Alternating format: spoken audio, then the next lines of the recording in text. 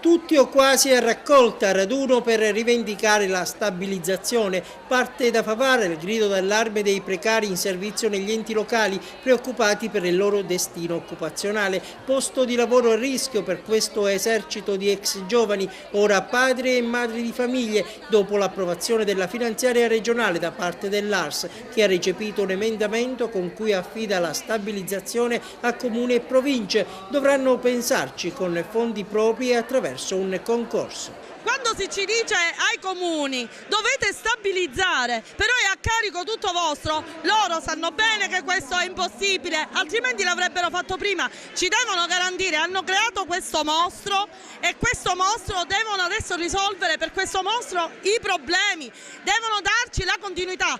È il sindaco di Favara, Rosario Manganella, che ha promosso l'incontro al quale hanno preso parte altri amministratori, ha bollato così il provvedimento varato da Sala d'Ercole. È sicuramente una follia politica quello che hanno deciso l'altra notte a Palermo, perché nessun comune della Sicilia è oggi in grado di assumere una sola persona e quindi quando il governo della regione, l'assemblea regionale ha deciso che è possibile stabilizzare i precari ma senza un centesimo che venga fuori dalla regione, è chiaro che dice a queste persone: per voi non c'è più futuro. Noi ci opporremo con forza a questa logica. E anche le organizzazioni sindacali di categoria si sono schierati contro la specifica norma contenuta nella finanziaria regionale.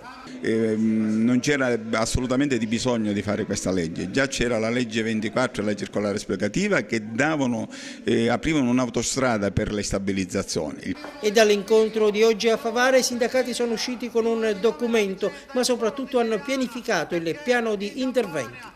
Tutti assieme chiederemo un incontro al Presidente della Regione per trovare una soluzione sia a Palermo che a Roma, promuoveremo una grande manifestazione a sostegno e qualora non ci siano le risposte positive che questi lavoratori, questi cittadini, perché i problemi non sono solo dei lavoratori e delle loro famiglie, ma soprattutto dei cittadini che verrebbero a essere privati dei servizi, per mettere finalmente la parola fine a questo dramma. Anche stamattina in un'aula affollata nessuna traccia di parlamentari agrigentini, come ha denunciato il sindacalista della CISL.